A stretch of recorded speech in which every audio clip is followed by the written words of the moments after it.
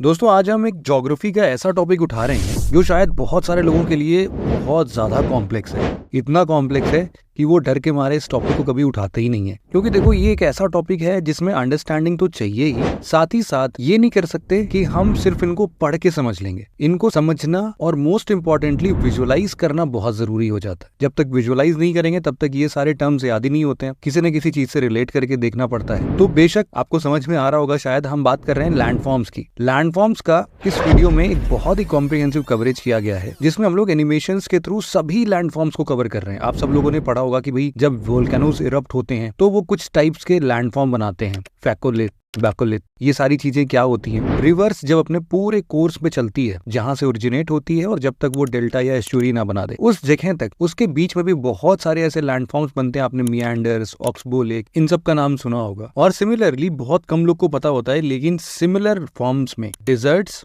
और ग्लेशियर्स भी अपना अपना लैंडफॉर्म बनाती है, जिनके नाम और भी ज्यादा कठिन है। तो जब तक हम इनको विजुअलाइज नहीं करेंगे तब तक हम इनको समझ नहीं पाएंगे। तो चलिए फिर डाइव इन करते हैं। बिल्कुल लैंडफॉर्म्स का मतलब समझ लेते हैं। देखो, लैंडफॉर्म्स अर्थ सरफेस का एक ऐसा फीचर होता है जिसे मिलकर एक टेरेन का फॉर्मेशन होता है। लैंडफॉर्म्स के एग्जाम्पल में शामिल है mountains, hills, valleys, plateaus, plains, base, peninsula और न जाने क्या क्या।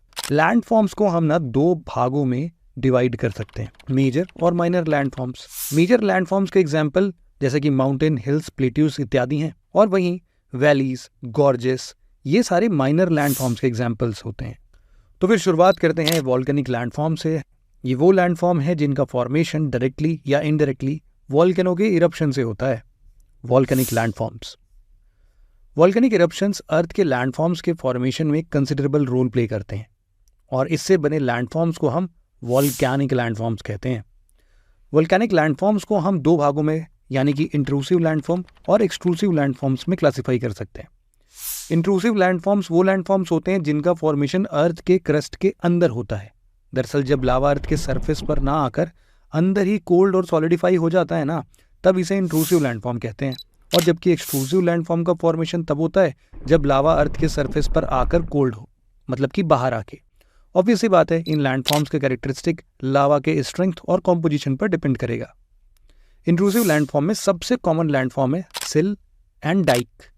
दोनों एक ही टाइप के लैंडफॉर्म हैं, बस उनके स्ट्रक्चर में डिफरेंस होता है। जब मोल्टेन मैग्मा अर्थ के सरफेस पर नहीं पहुंच पाता और अर्थ क्रस्ट के अंदर ही हॉरिजॉन्टल स्पेस में सॉलिडिफाई होने लगता है, तो इसे हम सिल कहते हैं। और जब यही मोल्टेन मैग्मा अर्थ के क्रस्ट के अंदर वर्टिकल शेप में सॉलिडिफाई होता है, तो ये डाइक के नाम से जाना जाता है।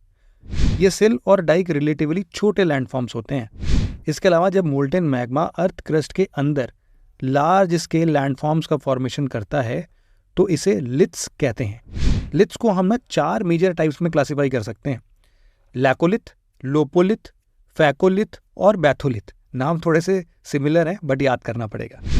लैकोलिथ का फॉर्मेशन क्रस्ट के अंदर मैग्मा के कूल होकर सॉलिडिफाई होने से होता है।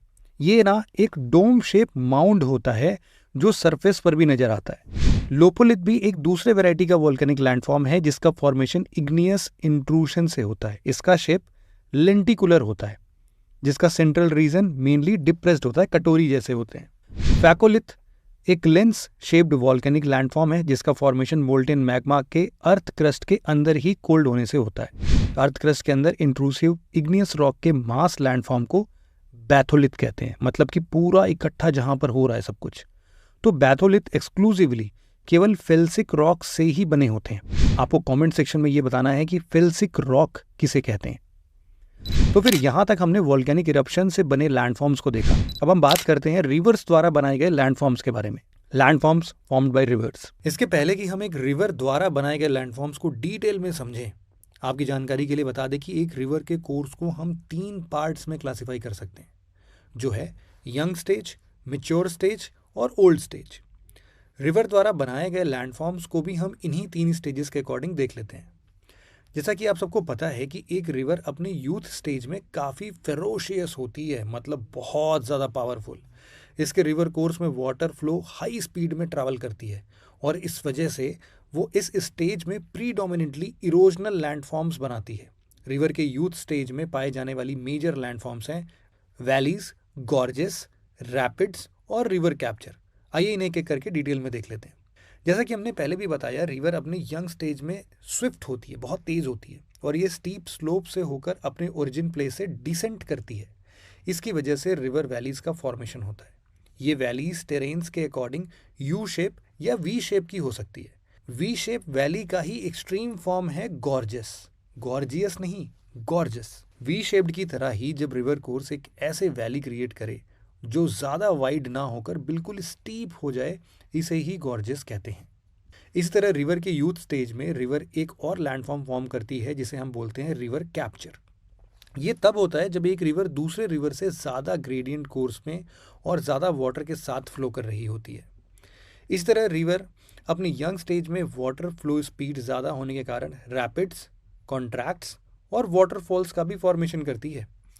हार्ड रॉक से टकराने के बाद डिसेंट करती हुई fast flowing shallow river stream को ही ज्योग्राफी में रैपिड्स कहते हैं। लेकिन जब ये रैपिड्स ज़्यादा स्टीप रॉक से डाइवर्ट होकर फॉल होती है तो इसे कैटरैक्ट कहते हैं। रिवर नाइल अपने कैटरैक्ट्स के लिए ग्लोबली वेल नोन है। कैटरैक्ट और कुछ नहीं बल्कि फास्ट फ्लोइंग रिवर से बनी एक टाइप का वाटरफॉल ही है। नॉर्थ अमेरिका में लोकेटेड नायग्रा वाटरफॉल एक कैटरैक्ट वाटरफॉल है। तो ये तो हो गई बात अपने रिवर के द्वारा उन लैंडफॉर्म्स के बारे में जो कि वो यूथ स्टेज में बनाती है। अब देखते हैं एक रिवर अपने मैच्योर और लेटर स्टेज में कौन कौन से लैंडफॉर्म्स का फॉर्मेशन करती है। रिवर द्वारा मैच्योर स्टेज में लैंडफॉर्म्स में सबसे मेजर लैंडफॉर्म्स है मियांडर्स और ऑक्सबो लेक्स। जैसा कि हमने पहले ही डिस्कस किया कि रिवर्स जैसे जैसे अपने ओरिजिन से दूर होती है, इसका फ्लो धीरे धीरे कम होने लगता है और इसके चैनल की विड्थ बढ़ने लगती है। चैनल विड्थ ज़्यादा और फ्लो स्पीड कम होने की वजह से river bending semi circular course में फ्लो होने लगती है। ज्योग्राफी में इसी को मियांडर कहा जाता है, सांप जैसे चलने लगती है। रिवर अपने मैच्योर स्टेज में इरोजनल और डिपोजिशनल फीचर्स दोनों फॉर्म करती है। जब ये मियांडर्स इरोजन की वजह से अपने से एक नया कोर्स बना लेते हैं और पुराने कोर्स को छोड़ देते हैं, जिससे इसके पुराने कोर्स का पार्ट एक सेमी सर्कुलर लूप की शेप में मेन कोर्स से अलग हो जाता है, इसे हम लोग ऑक्सबो लेक कहते हैं। रिवर्स अपनी आखिरी स्टेज यानी ओल्ड स्टेज में मेनली डिपोजिशनल लैंडफॉर्म्स जैसे डेल्टा और एस्चुरीज का फॉर्मेशन करती है। सी तक पहुंचते पहुंचते रिवर का sediments carrying force almost negligible हो जाता है, जिसकी वजह से रिवर अपने द्वारा लाए गए सेडिमेंट्स को रिवर्स माउथ पर डिपॉजिट कर देती है, जिससे डेल्टास का फॉर्मेशन होता है। इसी तरह जब रिवर सी से मिलती है तो एक ब्रैकिश वाटर बॉडी का फॉर्मेशन होता है जिसे एस्चुरी कहते हैं। इसे लगून, साउंड या स्लो भी कहा जाता है। लैंडफॉर्म्स में आगे बढ़ते हुए अब हम देखते हैं ग्लेशियर्स द्वारा बनाए गए लैंडफॉर्म्स को। Landforms formed by glaciers. Glaciers dense ice से बना एक मैमथ आइस बॉडी होता है जो अपने ही वेट के कारण हमेशा मूव कर रहा होता है, और इसी कांस्टेंट मूवमेंट की वजह से ग्लेशियर्स इरोजन, ट्रांसपोर्टेशन और डिपोजिशन करता है, जिससे डिफरेंट टाइम्स के लैंडफॉर्म्स का फॉर्मेशन हो जाता है। इन लैंडफॉर्म्स को थोड़ा डिटेल में देखते हैं। सबसे पहले देखते हैं कोरी को। ये एक ऐसा ग्लेशियर लैंडफॉर्म है जिसका फॉर्मेशन ग्लेशियर्स द्वारा किए गए इरोजनल एक्टिविटी से होता है। इसका शेप हॉर्स शू टाइप का होता है और इसे सर क्यू भी कहा जाता है। दूसरा मेजर ग्लेशियर लैंडफॉर्म्स है एरिटिस। जब एक माउंटेन्स के दो ऑपोजिट साइड्स ग्लेशियल एक्टिविटी से इरोड हो जाते हैं तो जिस लैंडफॉर्म का फॉर्मेशन होता है उसे एरिटिस कहते हैं। ये एक पिरामिडल पीक की तरह दिखता है। एरिटिस के बाद थर्ड मेजर ग्लेशियल लैंडफॉर्म्स है मोरेन्स। मोरेन्स रॉक्स के स्मॉलर पार्ट्स होते हैं जो फ्रॉस्ट एक्शन की वजह से अपने पेरेंट रॉक से डिसइंटीग्रेट होकर ग्लेशियल एक्शन के थ्रू वैलीज में डिपॉजिट हो जाते हैं। सिंपल लैंग्वेज में कहें तो ये कुछ और नहीं बल्कि ग्लेशियर्स द्वारा छोड़ी गई डेब्रीज हैं। मोरेन्स के भी 4 टाइप्स होते हैं: लेटरल मोरेन्स, मीडियल मोरेन्स, सुप्रा ग्लेशियल मोरेन्स और टर्मिनल मोरेन्स। अगला ग्लेशियल लैंडफॉर्म है रॉश माउंटोनी। ये सब हमारे लिए इंपॉर्टेंट हो सकते हैं, यूपीएससी क्वेश्चन पूछ सकती है, इसलिए बस एक बार फोटो के थ्रू ही समझने की कोशिश करते हैं। जब एक ग्लेशियर मूव करता है तो इसके बेडरॉक पर बहुत से बम्प्स या स्मॉलर हिल्स टाइप स्ट्रक्चर निकल आते हैं। इसे ही रोशे माउंटोनी कहा जाता है। इनकी साइज कुछ मीटर से लेकर कुछ 1000 मीटर तक फैली हो सकती है। रोशे माउंटोनी की एक खासियत यह है कि हमेशा क्लस्टर्स में पाए जाते हैं और ये हाईलैंड और लोलैंड दोनों ग्लेशिएटेड रीजन्स में पाए जाते हैं। रोशी माउंटोनी के बाद अब हम बात करते हैं क्रैग्स के बारे में, जो एक इंपॉर्टेंट ग्लेशियर लैंडफॉर्म है। क्रैग कुछ और नहीं बल्कि रॉकी हिल्स या माउंटेन्स होते हैं जो दूसरे हाई ग्राउंड से एक कंसिडरेबल डिस्टेंस पर लोकेटेड होते हैं। जब किसी माउंटेन्स रीजन से ग्लेशियर मूव करता है तो उसके सॉफ्टर रॉक्स को इरोड कर देता है और बचा हुआ हार्ड एंड रेसिस्टेंट रॉक्स वहां एक हिल की तरह दिखता है। इसी हिल जैसे स्ट्रक्चर को क्रैक्स कहा जाता है और ये ग्लेशियल फॉर्मेशन का ही पार्ट है। क्रैक्स के बाद देखते हैं एरेटिक्स को। एरेटिक्स वेरिंग साइज के बोल्डर्स होते हैं जो ग्लेशियर्स द्वारा अपने साथ सिल्ट की तरह कैरी किए जाते हैं। ग्लेशियर्स इसे अपने कोर्स के बीच में ही कहीं छोड़ दिए जाते हैं। इन्हें एरेटिक्स इसलिए कहा जाता है क्योंकि इनका कॉम्पोजिशन लोकल रीजन के मटेरियल से बिल्कुल अलग होता है। एरेटिक्स का यूज मोस्टली ग्लेशियर के मूवमेंट और डायरेक्शन को ट्रैक करने में किया जाता है। इसी तरह ड्रमलिन्स भी एक डिस्टिंक्ट ग्लेशियल लैंडफॉर्म है। ग्लेशियल फ्लो के द्वारा बनाए गए इलोंगेटेड शेप के सेडिमेंट्स को ड्रमलिन्स कहते हैं। एरेटिक्स की तरह ड्रमलिन्स का भी यूज ग्लेशियर्स के मूवमेंट को ट्रैक करने के लिए किया जाता है। ड्रमलिन्स के बाद अगला ग्लेशियर लैंडफॉर्म है एस्कर्स।